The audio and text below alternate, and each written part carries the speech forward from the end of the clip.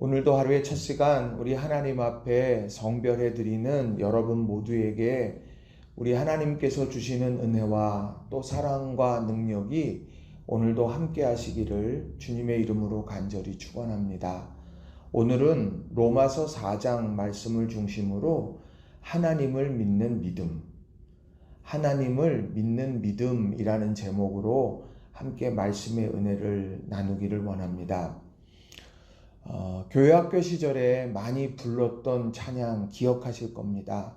돈으로도 못 가요, 힘으로도 못 가요, 거듭나면 가는 나라 하나님 나라. 우리는 이 찬양 익히 들어 잘 알고 있지요. 이 찬양에서 강조하는 것은 무엇입니까? 믿음으로 가는 나라가 하나님 나라다. 그래서 그 믿음은 너무도 귀하다라고 하는 거예요. 오늘 바울 사도는 로마서 4장의 말씀을 통해서 이 믿음이라고 하는 것이 얼마나 중요한 거고 또 믿음을 통해서 얻어지는 것들이 도대체 무엇일까? 그것에 대해서 이야기를 하고 있습니다. 자, 믿음이 얼마나 중요하냐? 자, 3절의 말씀을 보면 성경이 무엇을 말하느냐? 아브라함이 하나님을 믿음에 그것이 그에게 의로 여겨진 바 되었느니라. 하나님이 의롭다고 여기시는데 그 의롭다고 여기시는 기준, 그것이 바로 하나님을 믿느냐 이것이더라는 거예요. 하나님을 믿을 때 하나님이 그것을 의로 여기신다는 거죠. 그리고 하나님께서 그 믿음을 보시고 의롭게 여기실 때 어떤 일들이 일어나느냐. 13절에 보면 아브라함이나 그 후손에게 세상의 상속자가 되리라고 하신 언약은 율법으로 말미암은 것이 아니요 오직 믿음의 의로 말미암은 것이니라.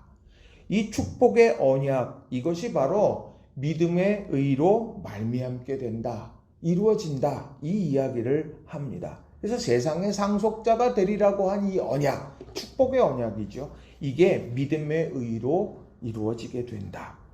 그리고 더 나아가서 5장에 보게 되면 1절과 2절에 보면 1절에 먼저 그리스도가 그러므로 우리가 믿음으로 의롭다 하심을 받았으니 우리 주 예수 그리스도로 말미암아 하나님과 화평을 누리자. 우리가 믿음으로 의롭다 함을 받았으니까 우리 주 예수 그리스도로 말미암아 하나님과의 단절되고 깨어진 것들, 그런 것이 다 복원되는 화평의 역사가 이루어진다.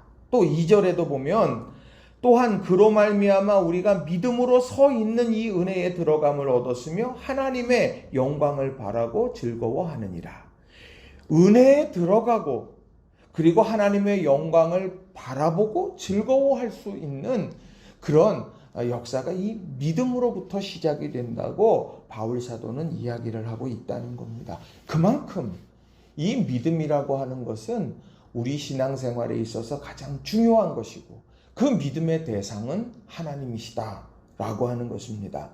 그렇다면 우리가 믿음으로 고백하는 하나님은 어떤 분이신가? 우리는 그것을 기억하고 알아야 한다는 거예요. 자, 그래서 오늘 그 하나님은 어떤 하나님인가? 두 가지로 여러분들과 함께 살펴보려고 합니다. 자, 첫째로는요, 죽은 자를 살리시며 없는 것을 있는 것으로 부르시는 하나님이시다라는 겁니다. 죽은 자를 살리시며 없는 것을 있는 것으로 부르시는 하나님이시다라는 거예요.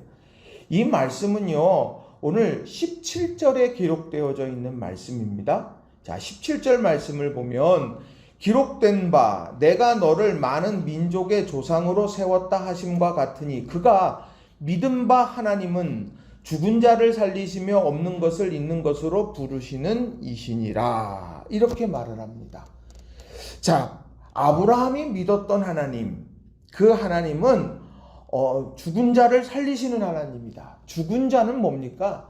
더 이상 소망이 없는 것입니다. 끝난 겁니다. 이 막다른 길이에요. 그런데 그 길에서 살리셨다. 희망을 품게 하시고 다시 시작하게 하시고 새롭게 창조하시는 그런 하나님, 바로 그 하나님을 믿었다고 이야기를 한다는 거예요.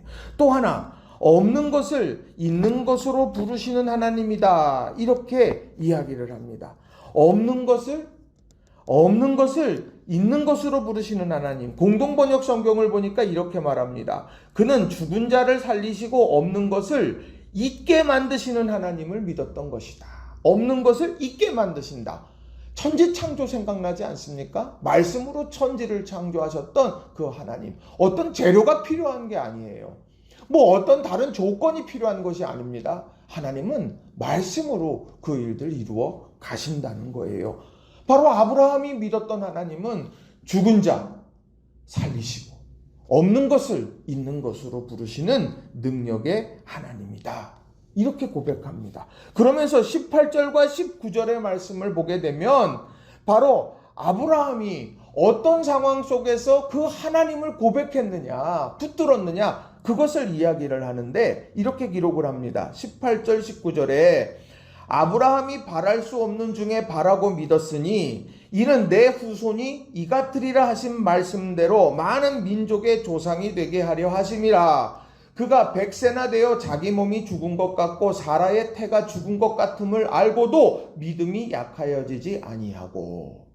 오늘 이 아브라함은 어느 때에 하나님을 붙들었습니까? 바랄 수 없는 중에 바랬다라고 하는 거예요. 절망 속에서도 희망을 잃지 않고 믿었다라고 하는 것이죠. 그리고 또 어떻습니까? 19절에 나오는 말씀을 보면 알고도 믿음이 약하여지지 아니했다. 100세가 되어 자기 몸이 죽은 것 같고 사라의 태가 죽은 것 같음을 알고도 이것이 도무지 이루어지지 않을 것 같아 라고 하는 자신이 생각할 때 그럴 것 같아. 누가 생각해도 되지 않을 것 같아. 그런 순간 속에서도 믿음이 약해지지 않았다. 바랄 수 없는 상황 속에서도. 그리고 알고도 믿음이 약하여지지 않는 것. 그것이 무엇입니까? 죽은 자를 살리시고 없는 것을 있는 것으로 부르시는 하나님. 그 하나님을 믿었다라는 거예요. 오늘 우리가 회복해야 될 것이 무엇입니까? 어떤 상황이나 어떤 사물이나 어떤 사건에 대한 분석, 이것은요, 우리가 가진 이성으로 지식으로 얼마든지 할 수 있습니다. 그런데 그러한 사실이 내게 어떤 고백을 이끌어냅니까? 우리들이 알게 되고 바랄 수 없는 상황이 된다라고 하면 절망밖에 주지 않죠. 그러나 하나님의 말씀, 우리가 믿는 하나님, 죽은 자를 살리시고 없는 것을 있는 것으로 부르시는 그 하나님은 우리가 그 가운데에서도 새로운 소망을 품게 만드신다라고 하는 거예요. 우리가 아브라함이 바로 그런 하나님을 믿었고 오늘 우리도 그 하나님을 믿어야 한다라고 하는 것입니다. 혹 여러분들 중에 바랄 수 없는 상황 속에 있습니까? 우리 하나님께 더 희망을 겁시다. 그리고 오늘 내가 생각해 볼 때 내가 이건 사실적으로 상황적으로 지식적으로 볼 때 이거는 안 될 것 같아 라고 하는 절망 속에 있고 그런 염려 속에 있다면 그런 속에서 믿음 약하여지지 않고 도리어 하나님을 더욱더 붙드는 우리 모든 성도님들이 다 되시기를 주님의 이름으로 간절히 축원합니다. 그래서 우리는 이 창조의 하나님을 바라보면서 우리는 이 꽃도 보고 나무도 보고 하늘도 보고 우리 보는 거예요. 그래, 저 하늘을 하나님이 말씀으로 창조하셨어. 저 나무를 하나님께서 창조하셨다. 우리는 그런 것들을 다시 한번 마음에 깊이 새기시면서 오늘 하루 우리가 힘있게 살아가는 우리 성도님들 되시기 바랍니다. 두 번째로는 우리를 포기하지 않으시는 사랑의 하나님이시라는 거예요. 우리를 포기하지 않으시는 사랑의 하나님이시다. 자, 능력이 많아요. 능력이 많으신 하나님. 죽은 자를 살리시고 없는 것을 있는 것으로 부르시는 하나님. 그런데 그 하나님이 나를 사랑하지 않고 오늘 그 하나님과 나와의 관계가 깨어져 있다고 하면 그것이 우리에게 무슨 유익이 있겠느냐. 아무리 정말 깨끗하고 좋은 물이 있어도 그 물을 담아낼 파이프라인이 터져버리고 우리에게 도착하지 않는다고 하면 그것이 정말 우리에게 어떤 의미가 있겠습니까? 그런데 오늘 바울 사도가 이야기하고 있는 하나님은 그 능력이 우리를 향하여 있다.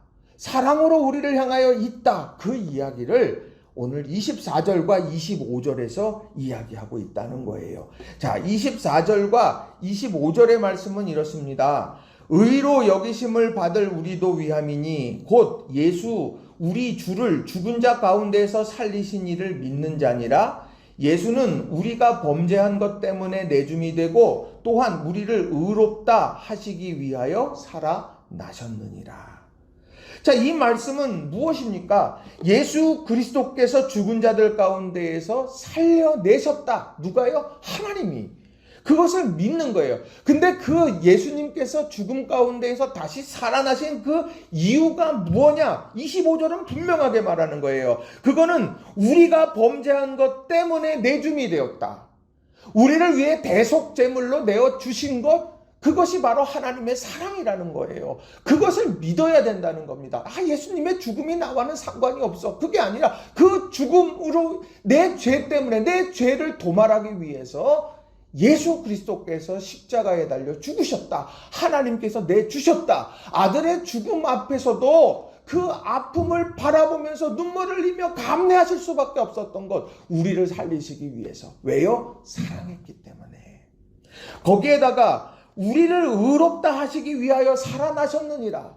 우리의 죄를 해결하는 것을 넘어서 우리에게 구원과 영생의 길, 구원의 이런 아름다운 관계 속에서 누리면서 살아갈 수 있도록 바로 주님을 살리셨다. 이렇게 이야기하고 있다는 거예요. 이 부분을 공동번역 성경은 아주 잘 설명을 하고 있어요. 번역을 참 잘했는데 제가 읽어드리겠습니다. 24절 25절에 우리를 두고 하시는 말씀이기도 합니다. 곧 우리 주 예수를 죽은 자들 가운데서 다시 살리신 분을 믿는 우리들까지도 올바른 사람으로 인정해 주신다는 말씀입니다. 예수는 우리의 죄 때문에 죽으셨다가 우리를 하느님과 올바른 관계에 놓아주시기 위해서 다시 살아나신 분입니다. 올바른 관계에 놓아주시려고 하나님과 우리 사이에 무엇 때문에 틀어졌습니까? 죄악과 허물 때문에, 각자의 길을 가는 우리들의 완악함 때문에, 이것이 점점 하나님과 정말 정반대의 길로 가고 있던 우리들을 하나님과의 만나서 하나님과 우리 사이에 축복의 관, 능력의 관, 은혜의 관, 이것을 연결시켜주고 계시다는 겁니다. 죄악과 허물의 문제를 아들을 내어줌으로 해결하셨고, 그리고 우리들에게 이런 올바른 관계 속에서 하나님의 은총을 누리며 살아가도록 만드셨다. 바로 하나님께서 그렇게 하셨다는 거예요. 다시 말하면 하나님은 우리를 죄악과 허물 속에 있어도 포기하지 않으시고, 하나님은 우리를 고아처럼 버려두지 아니하시고, 하나님은 우리를 사랑하셔서 그 무엇이든 그 어떤 일을 통해서도 우리를 회복시키시려고 힘쓰시는 사랑의 하나님이시다. 우리는 그것을 믿는 거예요. 그 사랑이 있기 때문에 오늘 우리는 살아가는 거예요. 그 하나님의 사랑의 눈길이 우리를 향하여 있기 때문에 우리가 오늘 다시 시작할 수 있는 것이라는 겁니다. 바울 사도는 로마 교인들을 향하여서 이 이야기를 합니다. 여러분, 하나님은 여러분을 포기하지 않는 사랑의 하나님입니다. 오늘 우리에게도 말씀하시는 거예요. 힘들고 어렵죠. 살아계신 하나님이 당신을 응원하고 당신을 붙들고 당신을 위해 희생하며 오늘도 당신을 세워가실 겁니다. 우리들에게 말씀하신다는 거예요. 이것을 마음에 깊이 새기고 오늘을 사는 저와 여러분이 되기를 바랍니다. 말씀을 정리합니다. 오늘 말씀, 하나님을 믿는 믿음. 이 믿음을 통해서 하나님은 우리를 의롭다고 여기셔요. 그리고 그 믿음으로 의롭게 된 것, 그 의롭다 된 그것 때문에 오늘 우리의 삶 속에 놀라운 변화가 있다는 거지요. 세상의 상속자가 되리라고 하신 언약이 이루어지고요. 하나님과의 화평이 이루어지고요. 하나님의 은혜에 들어가고 하나님의 영광을 바라보며 즐거워하게 된다. 이 믿음은 그렇게 중요한 거예요. 그 중요한 것이 하나님을 믿는 믿음이고, 그 하나님은 능력의 하나님이고, 그 하나님은 사랑의 하나님입니다. 그 하나님이 오늘 우리를 향하여서 오늘 우리를 붙들고 계시고 이끌고 계시다. 이것을 기억하면서 오늘 하루 믿음 안에서 승리하는 저와 여러분이 다 되시기를 주님의 이름으로 간절히 축원합니다. 기도하겠습니다.